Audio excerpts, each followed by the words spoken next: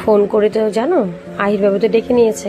বড়দিনের আগের দিনই বলেছিল বসন্ত দিন, কেন কালকে কিন্তু প্রিয়াঙ্কা বানি চলে আসবে, হোলি খেলবো, পিচকারি কিনেছে, জল হোলি খেলবে। তো বুঝলাম তো ও বাবা দেখি সে চিমটি রং নিয়ে চলে এসেছে, এমনি আবির চিমটি রং একটা অল্প ছোট নিয়ে এসেছে, আমরা আবির দিয়েই খেলেছিলাম। তো এই তো খেলা আমাদের শুরু, বাগানে চলে এসেছি। তো দিদি এখন আসেনি, দিদি আসবে। তো মোটামুটি খেলা শুরু। তো এই মানে প্রতিবার বসন্তের আনন্দটা করি, কিন্তু হোলির আনন্দটা এইভাবে হয়নি। কিন্তু এবারই এত এইভাবে আনন্দটা করতে পারবো না, তাও আহিরের সাথে। আহিরকে তো বলেইছিলাম এর আগে, দাদা দিদির ছেলে মেয়ে আহির আর বতো।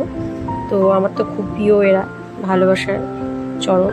তো এই যে আমি ব্রতর সাথে পিচকারি খেলছি, আমার তো এগুলো ভালোই লাগে খেলতে।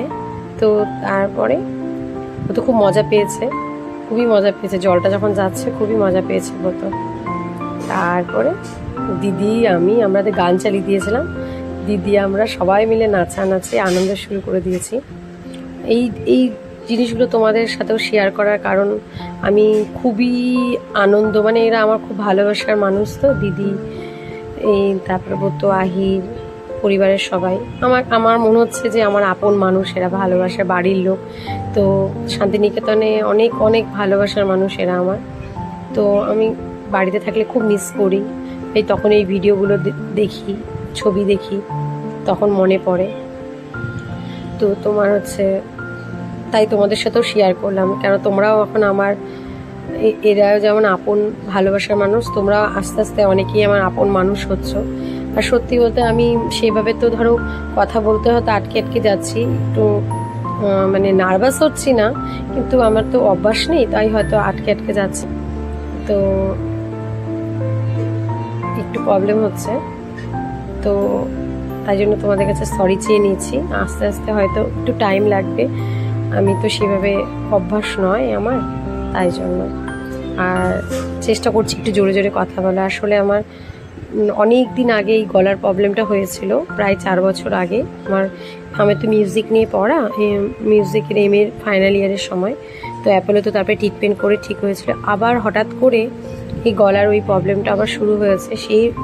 সেই অস্বাভাবিকভাবে হয়নি, আগে যেরকম ছিল, কিন্তু আগের থেকে তুলনায় এই যে আমাদের আহির বাবুকে পুরো রঙে ডিজাইন করছি, দেখো রেনবো সাজিয়ে দিয়েছি। আর ও যে কি খুশি হচ্ছে, মানে ওর জন্যই আরও আশা আমার মানে এই রং খেলবো বলোকে আমি ডিজাইন করছি। দেখো কি খুশি যে হয়েছে, দেখো না কি ভাল লাগছে। দিদি আর আমি বলে সাজাচ্ছি।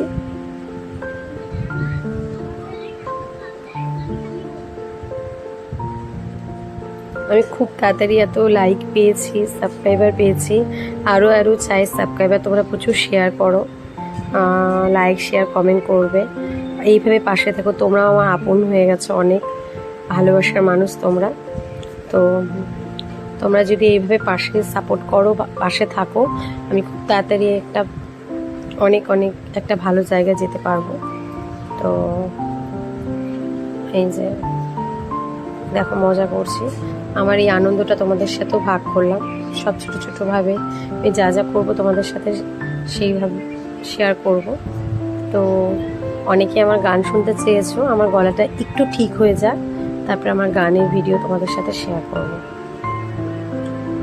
এই যে উনি এখন আমার বুদ্ধবাবু বিস্কিট খাচ্ছে, আর আমরা এখানে ছবি তুলছিলাম, ছবি তুলতে মজা করছিলাম। সবাই বসে গেছে, দিদি আমি বতো আহি।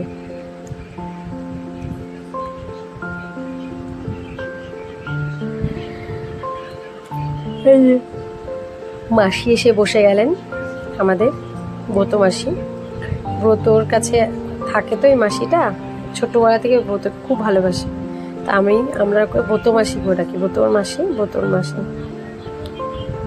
এই মাসিও আমাকে খুব ভালোবাসে, মানে এটা আমার যেমন নিজের জায়গায় একটা বাড়ি কালিয়াগঞ্জে, তো শান্তিনিকেতনে এটা আমার একটা বাড়ি, মানে এত ভালোবাসা। মানে আমি কখনো ফিল করতেই পারি না যে আমি পরের কেউ, মানে এতটাই আপন মনে হয় আমার। তো তাই আমার পরিবারের মনে করি, তাই তোমাদের দেখালাম। এবার আমাদের স্নানের সময়, এবার আমাদের পিচকারি দিয়ে এবার দিদি পিচকারি দিয়ে ওকে ভেজাচ্ছে, ঠান্ডাও লাগছে। হ্যাঁ, দিয়ে আমি ভিডিও করছিলাম বলে দিদিকে বললাম তুমি আগে করে নাও, তারপরে দাদাকে বললাম আমাদের একটু ভিডিও করে দিন দাদা, আমরা একসাথে একটু। এইবার আমাদের অনেক বেলা হয়ে গেছিলো, তাও এবার আমাদের কমপ্লিট। এবার ফু দিচ্ছি, রঙের ফু, আহিরের ফু এত, বাপরে বাপ, আমার আর দিদির ফু তো যাচ্ছেই না। তো আজকে এখানে ভিডিওটা শেষ করছি, ভালো লাগলে লাইক করো।